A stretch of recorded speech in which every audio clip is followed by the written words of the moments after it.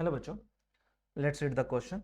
Question says that if the period number and group number of any representative element are the same, okay, period number group number same है और representative element है. देखो इसमें कौन कौन सा case हो सकता है, पीरियड 1 और ग्रुप 1, पीरियड 2, ग्रुप 2. अब सीधा जो रिप्रेजेंटेटिव एलिमेंट होते हैं, है ना, जो रिप्रेजेंटेटिव एलिमेंट होते हैं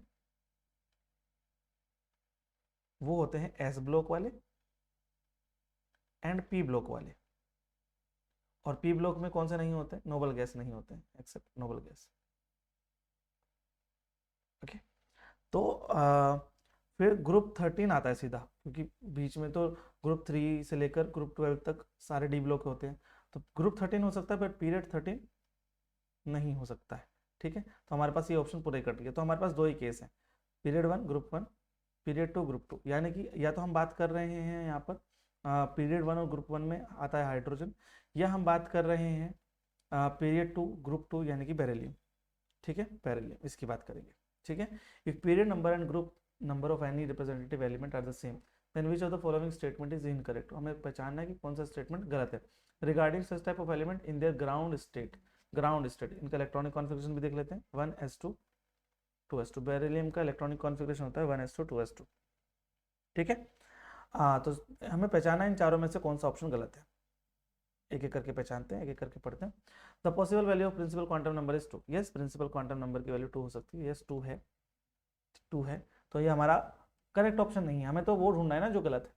the possible value of azimuthal quantum number is 0. देखो एजीमुथल क्वांटम नंबर एल जो रहता है, एल वैल्यू ऑफ एल है ना, वैल्यू ऑफ एल है ना.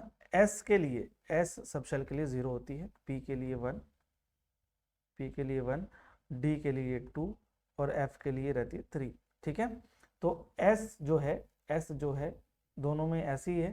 तो yes, possible value of azimuthal quantum number is 0. Correct, ये स्टेटमेंट भी ठीक है. The possible value of magnetic quantum number is 1.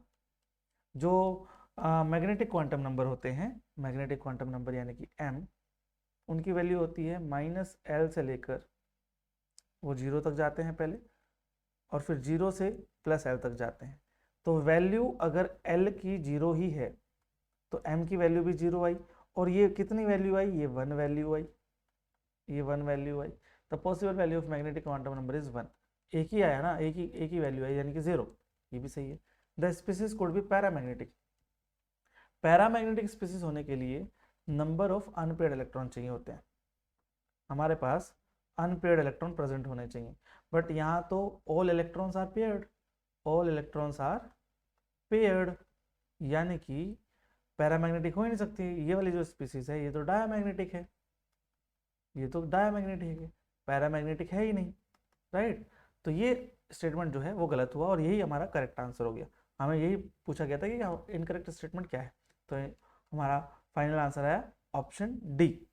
Hope you understood it well. Good luck.